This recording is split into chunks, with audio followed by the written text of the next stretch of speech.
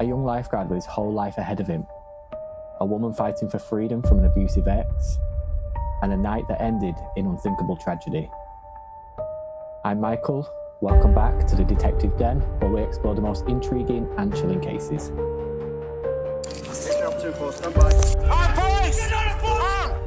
I'm arresting you on suspicion of murder.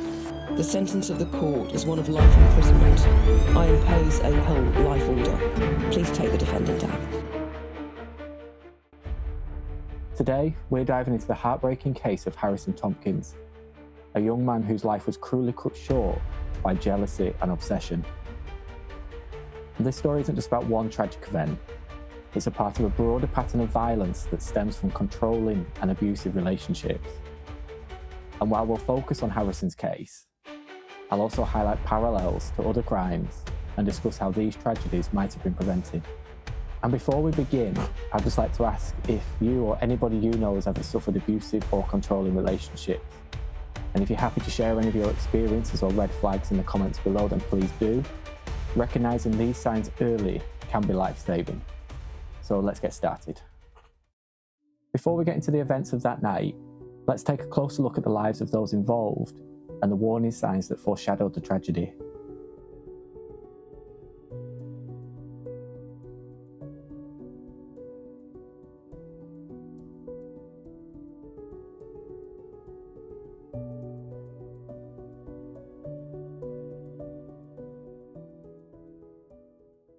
Alicia Parrin and Kaydon Prior had been in a relationship and had been living together in Prior's flat in Three Bridges from around March 2023. At first, Kaydon seemed caring and attentive, but it wasn't long before his darker side began to emerge. What started out as concern for her whereabouts soon became obsessive monitoring and baseless accusations. Alicia would later describe Kaydon as jealous and violent. He accused her of cheating, monitored her movements, and tried to isolate her from family and friends. On one occasion, he told her, "I will kill you if you are ever with anybody else." Kaydon Prior, known for his controlling nature, had a history of criminal behaviour, with convictions for burglary and drug possession. Despite the emotional and verbal abuse, Alicia initially struggled to leave.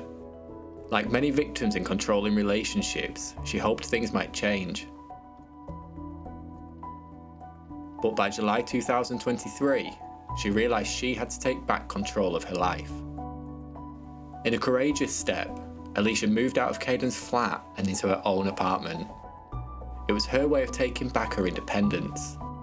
But for Kaydon, it was the ultimate rejection.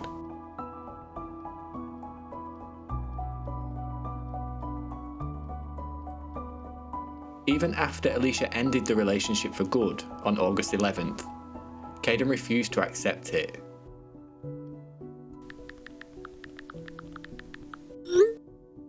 His obsession with control didn't fade. Instead, it grew more dangerous. Alicia's story, I'm sure, is one that many people will recognise. The struggle to rebuild after a controlling relationship. But for Alicia, Kaydon's obsession didn't end when their relationship did. For him, losing her was unthinkable. Harrison Tomkins was 25 years old, a lifeguard, an amateur boxer, a beloved big brother and friend. He was known for his kindness and his adventurous spirit. He worked at the K2 Leisure Centre in Crawley. Harrison crossed paths with Alicia Parrin, who also worked there. And things had got flirtier between them in the weeks leading up to August the 12th, when the pair decided to meet at a colleague's leaving do. Jason Curtis, Kaydon's close friend, was celebrating his 22nd birthday on the night of the tragedy. Although Jason played a secondary role in the crime, his loyalty to Kaydon and failure to intervene sealed his involvement in the unfolding nightmare. Now that we've covered the key players, let's shift to the night of August the 12th, 2023. A night that started off like any other but ended in unimaginable violence. This is where everything begins to spiral out of control. The evening started innocently enough. Alicia and Harrison had attended a colleague's farewell party in Crawley Town Centre at 9 o'clock. They spent the night laughing, dancing, and eventually sharing a kiss. A budding relationship that maybe felt like a fresh start for Alicia. At 11:30 p.m, 30 miles away in Chelsea, Kaydon was out celebrating Jason Curtis's birthday when a mutual friend sent them a video of Alicia kissing Harrison. The video showed them laughing and dancing at the party, a moment of happiness that should have been left alone. But instead, this so-called friend chose to send it to Kaydon. Whether they thought they were being helpful, stirring drama, or simply just sharing gossip, it was a dangerous and irresponsible choice.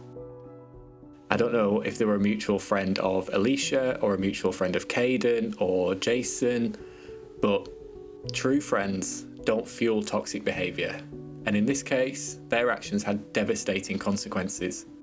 This part of the story raises bigger questions. What role do bystanders and so-called friends play in cases like this? The person that sent the video to Kaydon probably didn't realise how dangerous he was, but their choice to stir the pot had consequences that they couldn't take back. When dealing with someone who's violent or jealous or obsessive, feeding into that behaviour can escalate things quickly. And if you truly care about someone and they're your friend, the best thing you can do is encourage them to focus on their own healing, not keep them fixated on their ex. It's important to note that while the friend's actions were irresponsible, the responsibility of what happened later that night lies solely with Kaydon. His inability to handle rejection, his fixation on control, and his choice to act violently were all his alone. Consumed by jealousy, Kaydon sent her a chilling message.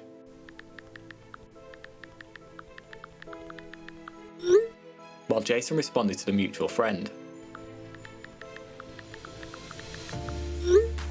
Fueled by jealousy, Kaydon and Jason abruptly left London.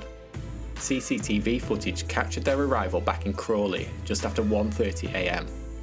Their intentions still unclear, but growing darker by the minute. Surveillance footage later captured the pair outside Medusa cocktail bar, searching for Alicia. Unable to find her, their plan escalated.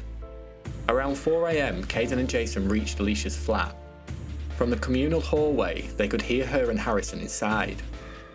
And for a brief moment, it seemed Kaydon might walk away. He even called a taxi to leave. But this was no retreat. It was just part of his calculated plan. Instead of going home to sleep, Kaydon returned to his flat, retrieving a spare key to Alicia's home and a 16cm hunting knife. His actions made it clear. This was premeditated.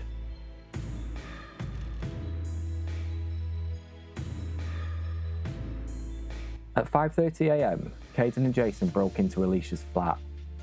Harrison, asleep in bed, had no chance to defend himself. Armed and enraged, Kaydon tore back the duvet and attacked Harrison in a frenzied rage. Alicia, frozen in horror, could only watch as Kaydon screamed, "I love you," and stabbed Harrison 10 times. After stabbing Harrison 10 times, Kaydon turned his attention to Alicia. In a terrifying moment, he grabbed her by the hair and told her, "I should stab you too," before punching her and leaving the flat. He also left a murder weapon at the scene. And I think this moment with Alicia wasn't just about violence, I think it was about control.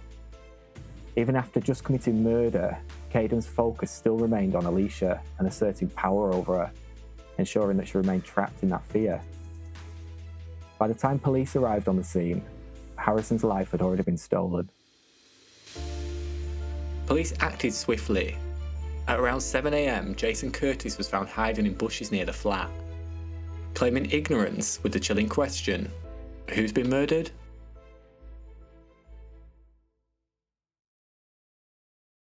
Put your hands out to the side. Do not move. Put your hands where I can see them. Put your hands where I can see them. Get down on your front. Down on your front now. Get down on your front now. Go forward. Get face down. Face down. Face down. Put your hands out to the side now. Put your arm out now. Put your arm out to the side. All the way to the side. Your arms a bit smaller your back. Jason what? Jason Curtis. Right, where's your buddy? The other guy you're with. Where is... You're under arrest on suspicion of murder. You do not have to say anything, but it may harm your defence if you do not mention when questioned something which you later rely on in court. Anything you do say may be given in evidence. Do you understand? Where's your friend gone? Is the prisoner secure? Right, eyes about, 360.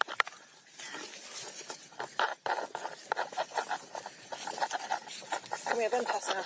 Yeah, we need to turn it on the park. We haven't got comms. Can you communicate for us? We're going to need to turn it on the park. Oh. Yeah. Yes. Answer yes. Right, I'm going to be standing you up, okay? Right, I'm going to take that off your hands, put it in your back pocket for now. All right, roll onto your right hand side. Oh, it's going to be awkward for you. Bend your legs. I'm going to sit you up onto your back, okay? Right, now stand up.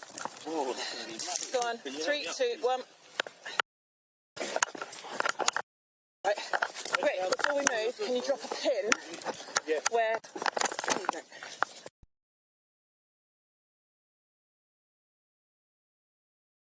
She just gone and got this outfit literally yesterday, the other day, my birthday today, went out last night.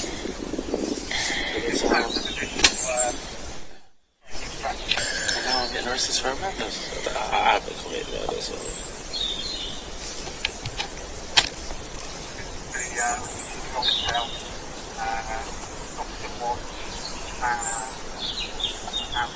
The chap that we saw you with, do you know where he's gone? I know you're talking about. I'm sure you're on about. I do.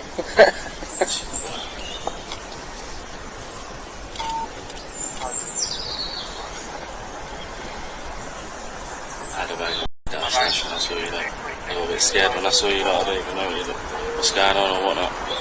Okay. How or why the pair had become so separated, I don't know, and why Jason was still so close to the vicinity of Alicia's flat, I also don't know. There were some suggestions that he may have been suffering from shock. Maybe. Doubtful. Meanwhile, Kaydon was arrested at his home later around 8 AM, still in possession of blood-stained clothing.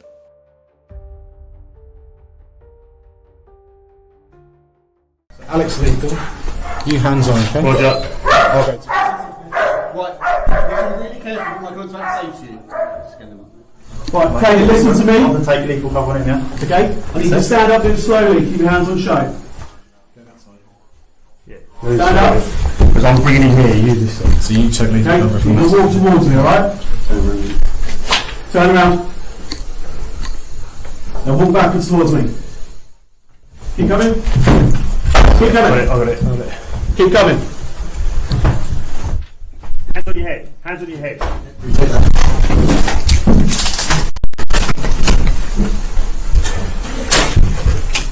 Okay, is anyone else in here? No one else is in there, sir. Has anyone said the words yet? No. Right. You're under arrest on suspicion of murder. You do not have to say anything, but it may harm your defence if you do not mention when questioned some features that are allowed, and if you do so, may be given evidence. Your arrest is necessary for the prompt and effective investigation of this offence by way of taint, interview, and security of evidence. Prisoner secure. Thank you, mate, I've got it. Let's get him out into the communal lobby.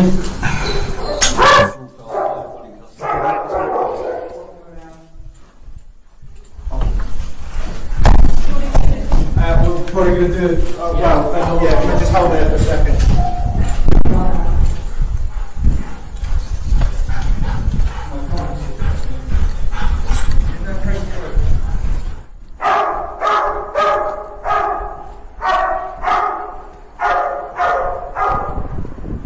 Right, okay, just mind your steps here, mate.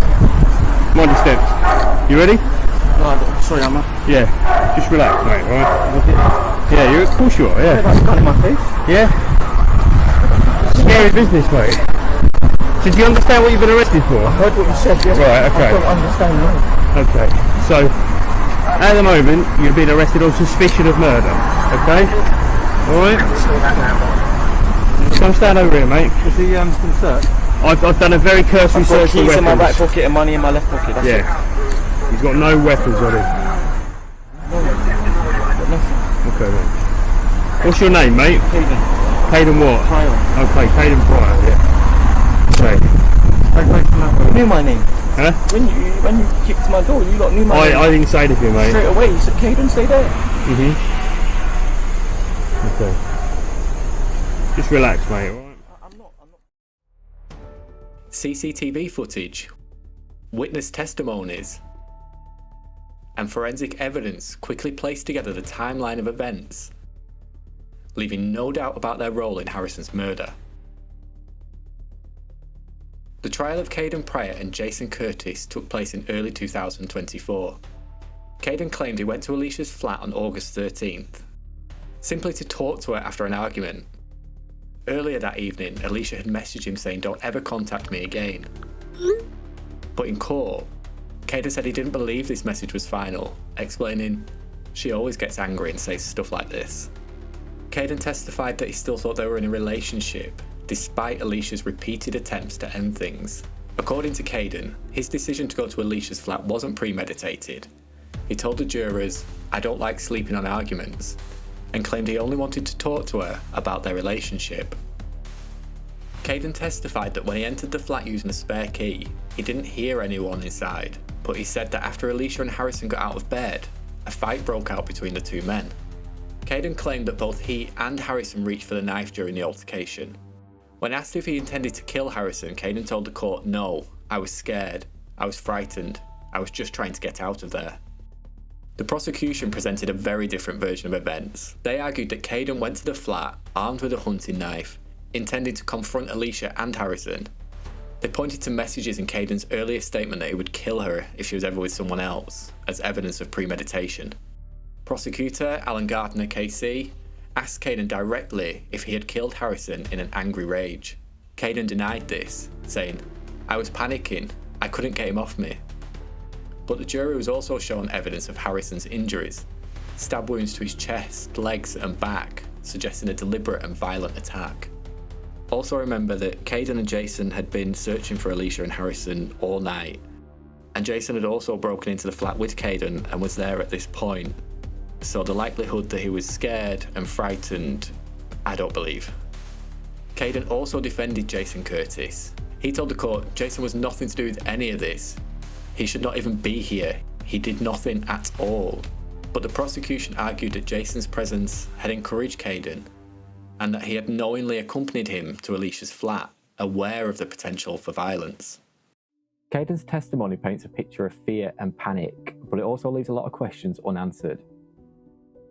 Why, for example, did he bring a knife to the flat if he only intended to talk?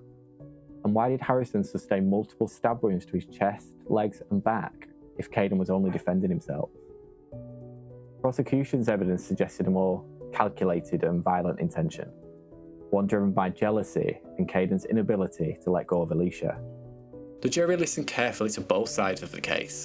They heard Kaydon's account of panic and self-defense, as well as the prosecution's argument that this was a premeditated and violent act.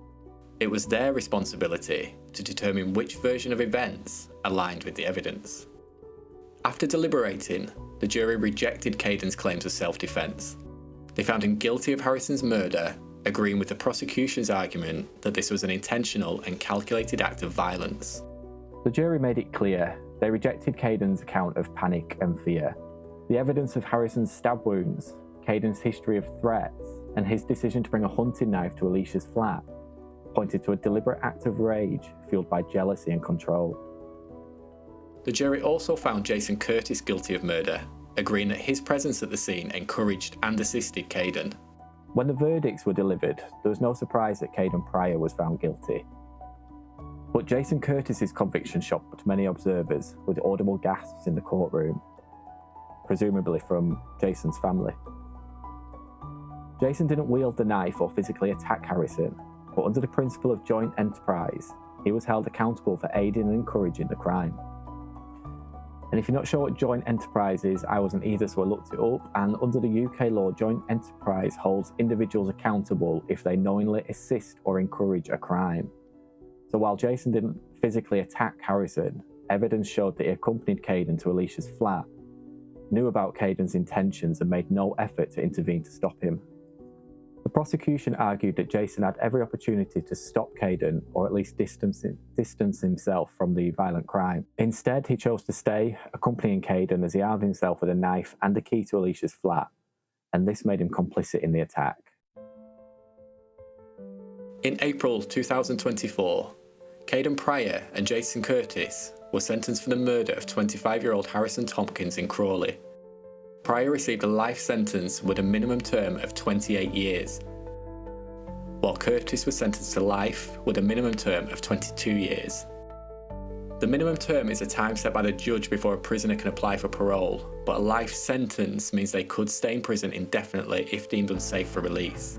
Jason's conviction is a stark reminder that standing by and doing nothing can still carry serious consequences.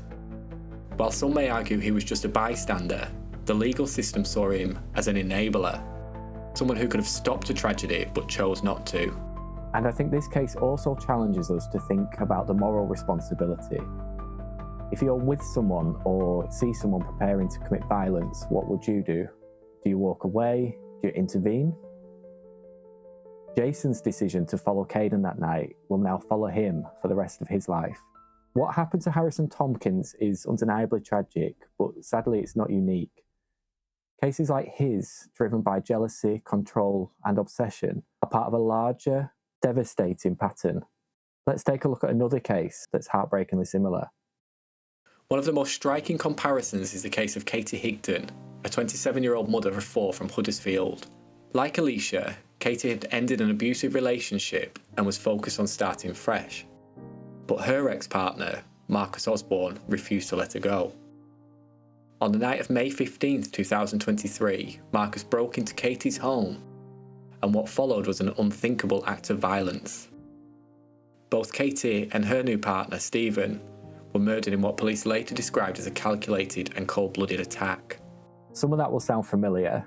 Just like in the case with Alicia, Katie was moving on with her life, and her new relationship became the flashpoint for her ex's violent jealousy. Both Marcus and Kaydon were driven by a toxic need to control someone who had already left them. In both cases, the perpetrators used premeditation. Marcus Osborne armed himself before entering Katie's home, and Kaydon Prior retrieved keys to Alicia's flat and a knife before breaking in. These weren't crimes of passion, they were calculated acts fueled by entitlement and rage. And Katie isn't the only example. In Molly McLaren, a 23-year-old student, was murdered by her ex-boyfriend Joshua Stimpson. Molly had ended their relationship and blocked Joshua on social media after he became increasingly controlling and threatening. Joshua stalked her movements and on the day of the attack, waited for her. Armed with a knife, he ambushed her, stabbing her 75 times in broad daylight. Again, a clear pattern, an inability to let go, escalating behaviour, and the refusal to respect boundaries. And unfortunately, these aren't isolated cases. In the UK, an average of 2 women a week, over 100 each year, are killed by a current or former partner. And men are also victims of domestic homicide, with around 25 men losing their lives each year at the hands of a partner or ex-partner. These are lives cut short because someone couldn't handle rejection or loss of control. And what's even more chilling is that many of these tragedies follow similar patterns. The warning signs are often there, the threats, obsessive behaviour, attempts to isolate victims, but they are dismissed or ignored.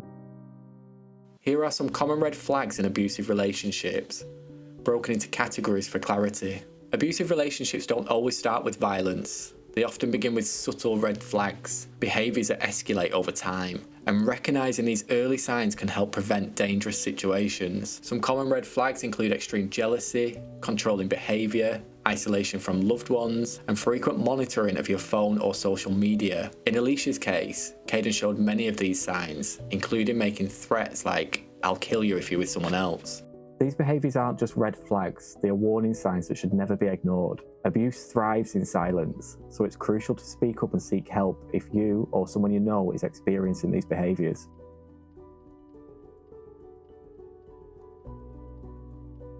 Harrison's, Katie's and Molly's stories all follow a tragic formula. These weren't just random acts of violence, they were preventable. In every one of these cases there were red flags that pointed to the danger. threats, stalking, and obsessive behaviours. It's true, many victims in these cases recognised the signs. They ended the relationships, sought distance, and tried to move forward. Alicia, Katie, and Molly all made the incredibly brave decision to leave, which we know is one of the most dangerous times in an abusive relationship. So why do we still say these tragedies are preventable? And that's because leaving isn't the end of the danger. For many victims, it's only the beginning. Breakups often escalate the obsessive behaviours of abusive partners as they perceive losing control as an existential threat. In cases like Katie's or Molly's, we often see a devastating gap in the system.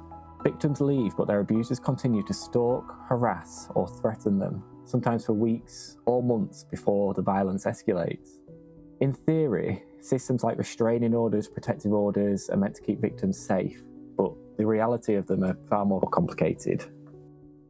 Restraining orders, for example, can only do so much. They rely on the perpetrator to follow the rules, and when someone's obsessed or willing to kill, a piece of paper isn't much of a deterrent. And the reactive, they're only issued after threats or harassment have already occurred. And while restraining orders aren't perfect, they could be more effective if enforcement around them was improved. And this could mean proactively monitoring individuals under restraining orders, rather than relying solely on the victims to report the violations. And another issue is that the legal system often waits until a crime has been committed before intervening. Abusers who stalk, make veiled threats, or exhibit other warning signs can slip through the cracks if their behaviour doesn't meet a certain threshold. And this can leave victims in limbo. They know they're at risk, but they're unable to secure meaningful protection. For instance, Molly McLaren reported Joshua Stimpson's stalking behaviour to police before the murder, but without concrete evidence of imminent harm, there was very little they could do. Anyway, I think I've gone on long enough, so what do you think? Are the current systems enough, or do we need to take a more proactive approach to addressing stalking and harassment? Let us know. Let me know your thoughts in the comments below. I'd love to hear your perspective on how we can change and do things better. The family of Harrison Tomkins expressed their devastation over his loss, describing him as brave, adventurous, and generous. His mother, Natasha, stated that their amazing family, complete and content, was destroyed on the day of his death. She added, "We were robbed of the future of our son." After Harrison's murder, Alicia Parrin was consumed by guilt. She told police, "It's all my fault," explaining in court that she believed if Harrison wasn't with me, he wouldn't be dead. And this heart-wrenching statement reflects the immense emotional toll Alicia endured, blaming herself for a tragedy that was not her fault. Hearing Alicia blame herself for Harrison's death is devastating, especially because she had done everything right. She recognised Kaydon's abuse, took steps to leave, and set boundaries. But Kaydon's actions, his jealousy, control, and violence were entirely his responsibility. Alicia's misplaced guilt speaks of a broader issue. Survivors of abuse and violence often carry the emotional weight of situations they couldn't have prevented. It's a cruel byproduct of the trauma that they endure. This is known as survivor's guilt, and it's a heavy burden that often follows traumatic events. But the reality is that Harrison's death wasn't Alicia's fault. She wasn't responsible for Kaydon's jealousy or violence, and she had no control over his actions. The blame lies solely with him.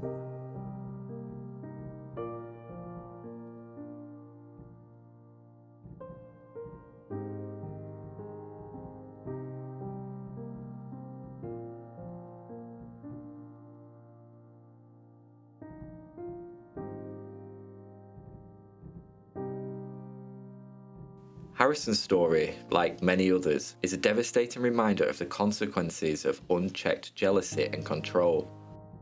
But it's also a call to action, to recognise the red flags, support survivors, and hold abusers accountable before it's too late. Thank you for watching and taking the time to honour Harrison's story. If this case moved you, please share it to spread awareness and help others recognise the warning signs of toxic relationships. Don't forget to like and subscribe for more true crime content, and I'd love to hear your thoughts in the comments. What do you think can be done to prevent tragedies like this?